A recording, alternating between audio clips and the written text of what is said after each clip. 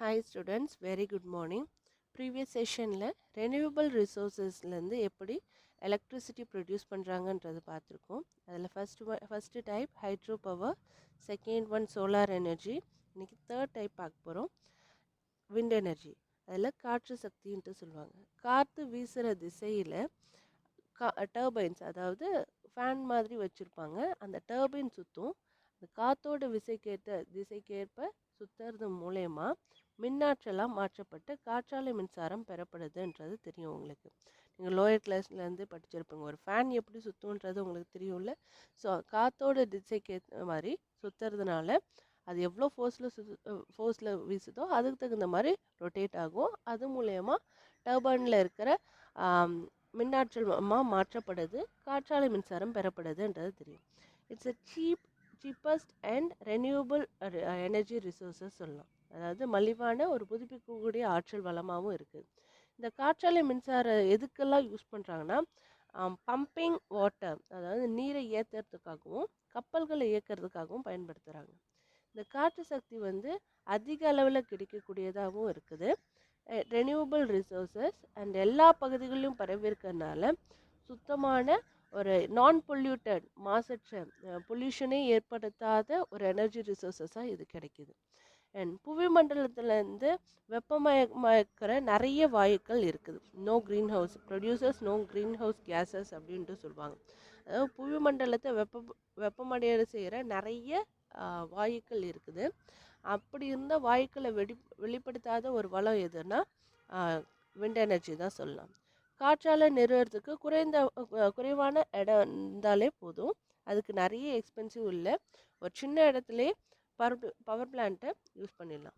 டியூனோவில் இருக்குது. தமிழ்நாட்டில், அதாவது இந்தியாவில் அதிக அளவு காற்றாலை கொண்டுள்ள ஒரு மாநிலம் எதுனா தமிழ்நாடு தான் சொல்லுவாங்க. குறிப்பாக கன்னியாகுமரி மாவட்டத்தில் இருக்க முப்பந்தல் பெருங்குடி பகுதி தான் வேர்ல்டுலேயே அதிக அளவு காற்றாலை கொண்டுள்ள ஒரு காற்றாலை பகுதி இருக்குத சொல்லுவாங்க. இன்னொன்று எங்கன்னா ஆரல்வாய் மொழி சொல்லுவாங்க. ஸோ டர்பைன்ஸ், அதாவது கன்னியாகுமரி பகுதியில் இது first one Muppandal, second one எங்கன்னா ஆரல்வாய் மொழின்ட்டு சொல்லுவாங்க. அண்ட் இந்தியாவில் மின் உற்பத்தி ஃபஸ்ட்டு எப்போ ஸ்டார்ட் பண்ணாங்கன்னா 1986 குஜராத்தில் இருக்க கடற்கரை பகுதியில் ஒக்கா அப்படின்ற ஒரு பகுதியில் தான் ஃபஸ்ட்டு விண்ட் எனர்ஜின்றது ஸ்டார்ட் பண்ணாங்க. அடுத்தது மகாராஷ்டிரா கடற்கரை பகுதியில் இருக்க ரத்னகிரி, தேர்டு தமிழ்நாட்டில் இருக்க தூத்துக்குடி. இதுலேருந்து எவ்வளோ மெகாவாட்ஸ் கிடைக்குதுன்னா 55 கிலோவாட்ஸ் அளவுக்கு விண்ட் எனர்ஜி, வெஸ்டாஸ் விண்ட் டர்பைன்ஸ், அது அந்த அளவுக்கு விண்ட் ப்ரொடக்ஷன் நடந்துட்டுருக்கு. காற்றாலை மூலயமா மின்சாரம் உற்பத்தி செய்யப்பட்டிருக்கு. அண்ட் எவ்வளோ கெப்பாசிட்டி அளவுக்கு இருக்குன்னா, காற்றாலை மூலமாக கடந்த சில வருடங்களாக என்னென்னா உற்பத்தி திறன் குறிப்பிட்ட அளவுக்கு தான், கொஞ்சம் அளவுக்கு தான் ரைஸ் ஆகிருக்கு தவிர ஃபுல் அளவுக்கு, அதாவது 55 கிலோவாட்ஸ் அளவுக்கு இருந்தது ஒரு 65 அளவுக்கு தான் இன்க்ரீஸ் ஆகிருக்கு. நிறைய சொல்கிற அளவுக்கு அதுலேருந்து எந்த ஒரு எனர்ஜியும் நமக்கு கிடைக்கிறது இல்லை. இந்தியா உலக அளவில் அதிக அளவு காற்றாலை திறன் கொண்ட நாடுகளில் 4th பிளேஸில் இருக்குது. காற்றாலை உற்பத்தியில் 4th பிளேஸில் வேர்ல்டு லெவலில் இருந்துகிட்ருக்கு. And then the National Institute of Wind Energy, Chennai, was established in Tamil Nadu in 1998 as an autonomous institution. தேசிய காற்றாலை நிறுவனம் எங்கன்னா சென்னையில் இருக்க தேசிய காற்றாலை நிறுவனம் 1998 அட்டானமஸ், தன்னாட்சி நிறுவனமாக இருந்தது. புதுப்பிக்கக்கூடிய ஆற்றல் அமைச்சகத்தோட கீழே செயல்பட்டு வருது. இதோட ஒர்க் என்னென்னா, காற்று வள மதிப்பீடு ஆய்வு செஞ்சு அதுக்கு சான்றளிக்கணும். இந்த டைரக்ஷனில் காற்று அதிகமாக வீசுது, ஓகே இந்த இடத்துல விண்ட் எனர்ஜி ப்ரொடியூஸ் பண்ணலாம் அப்படின்ட்டு அந்த பிளேஸை சூஸ் பண்ணி அந்த இடத்துல ப்ரொடக்ஷன் நடத்துறதுக்கு அங்கீகாரம் கொடுக்கறது இவங்க தான். Next one biomass energy. பயோமாஸ்னால் தெரியும், உயிரி சக்தி அப்படின்ட்டு சொல்லுவாங்க. அதாவது விலங்குகளோட கழிவுகள் இல்லை சமையல் கழிவுகள், அதாவது குப்பைலாம் இருக்குல்ல, வெங்காயத்தூள் அந்த மாதிரி இருக்கிற கழிவுகள். அண்ட் ஆகாய தாமரை சொல்லுவாங்க. சில வருஷங்களுக்கு முன்னாடியே சொல்லுவாங்க, நாங்கள் இதுலேருந்து மூலிகை பெட்ரோல் கண்டுபிடிச்சிருக்கோம், இதுலேருந்து ஆகாய தாமரையிலேருந்து பெட்ரோல் கண்டுபிடிச்சிருக்கோம் அப்படின்ட்டு நிறைய பேர் கான்ட்ரவர்சியாக பேசிகிட்டு இருந்தாங்க.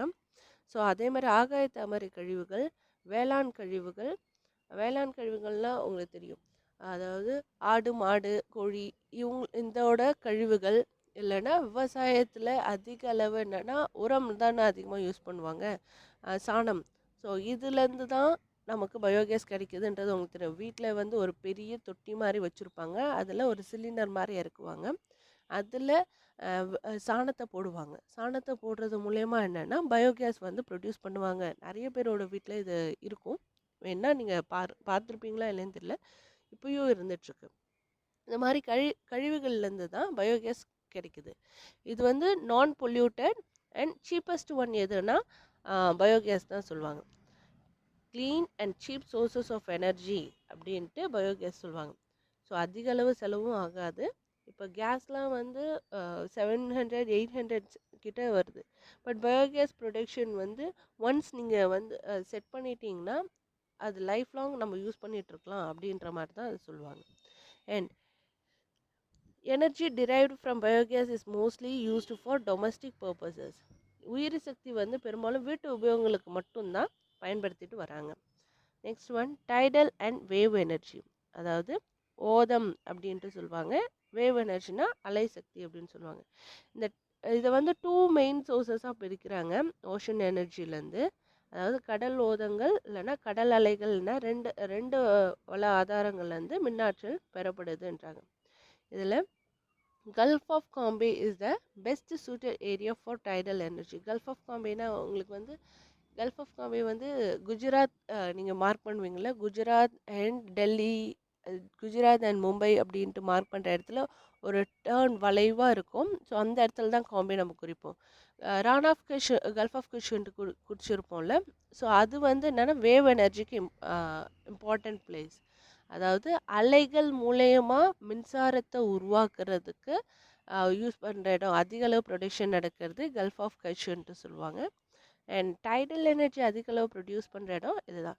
ஸோ ஒரு இடத்துல குறுகிய பகுதியாக இருக்குன்னா என்ன ஆகும், அந்த இடத்துல அலைகள் மோத ஓதங்கள் உருவாகும். ஓதங்கள்னால் ஒரு குறுகிய பகுதிகள்லேருந்தே சின்ன பகுதிகளில் அதிக அளவு ஃபோர்ஸ் இருக்கக்கூடிய ஒரு பகுதியாக உருவாகும். ஸோ அது டைடல் எனர்ஜி. இந்தியாவில் கல்ஃப் ஆஃப் காம்பே தான் best suited tidal energy place சொல்லுவாங்க. அண்ட் கல்ஃப் ஆஃப் கஷ் வந்து என்னென்னா 1000 மெகாவாட்ஸ் அளவுக்கு கடல் அலை வேவ் எனர்ஜி ப்ரொடக்ஷன் நடந்துட்டுருக்கு. அண்ட் சுந்தர்பன்ஸ்லேருந்து 100 மெகாவாட்ஸ் அளவுக்கு வேவ் எனர்ஜி கிடைச்சிட்ருக்கு. இப்போ வந்து அட் ப்ரெசன்ட் 900 மெகாவாட்ஸ் உற்பத்தி திறன் கொண்ட டைடல் எனர்ஜி வந்து கட்ச் வளைகுடா கல்ஃப் ஆஃப் கட்சில் வந்து நிறுவலாம் அப்படின்ட்டு அதுக்கான ஸ்டெப்ஸை எடுத்துகிட்ருக்காங்க. And wave energy power plant of 1150 kilowatts maximum kilowatts has been installed at Vizhinjam. அதாவது இந்தியாவில் கடல் சக்தி வளரும் திறன் வந்து 40,000 மெகாவாட்ஸாக இருக்கும் அப்படின்ட்டு சொல்லியிருக்காங்க. அதுலேயும் குறிப்பாக எங்கன்னா 150 கிலோவாட்ஸ் உற்பத்தி திறன் கொண்ட அலைசக்தி ஆலை ஒரு நிறுவலாம் அப்படின்ட்டு திருவனந்தபுரத்துக்கு அருகில் இருக்கல விழிஞ்சியம் அந்த பகுதியில் நிறுவப்படும் அப்படின்ட்டு சொல்லியிருக்காங்க. இந்த மாதிரி இன்னொரு ஆலையும் நிறுவனத்துக்காக, அதாவது wave energy and tidal energy அப்படின்றத நிறுவலாம் அப்படின்றது எங்கன்னா அந்தமான் நிக்கோபார் தீவில் நிறுவலாம் அப்படின்ட்டு டிசைட் பண்ணியிருக்காங்க. ஸோ ஃபஸ்ட்டு 150 கிலோவாட்ஸ் அளவுக்கு வேவ் எனர்ஜி ப்ரொடக்ஷன் வந்து திருவனந்தபுரத்துக்கு அருகில் இருக்க விழிஞ்சியம் பகுதிகளையும், அண்ட் அதே மாதிரி வேவ் எனர்ஜி ப்ரொடக்ஷன் செய்யலாம் அப்படின்ட்டு அந்தமான் நிக்கோபார் ஐலாண்ட்லேயும் நிறுவலாம்ன்ட்டு டிசைட் பண்ணியிருக்காங்க. ஸோ இதுதான் வந்து ரெனியூவபிள் ரிசோர்ஸஸில் வந்து எலக்ட்ரிசிட்டி எப்படி ப்ரொடியூஸ் பண்ணுறாங்கன்றது சொல்லியிருக்கோம்.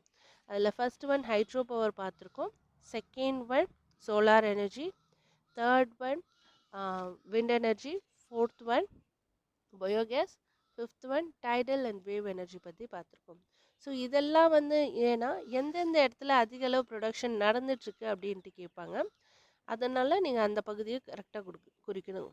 அண்ட் இன்றைக்கி வந்து இந்த செஷன் முடிஞ்சிருச்சு. நெக்ஸ்ட்டு டாபிக் இண்டஸ்ட்ரீஸ் பற்றி நெக்ஸ்ட் வீடியோவில் பார்க்கலாம். Today session is over. Thank you.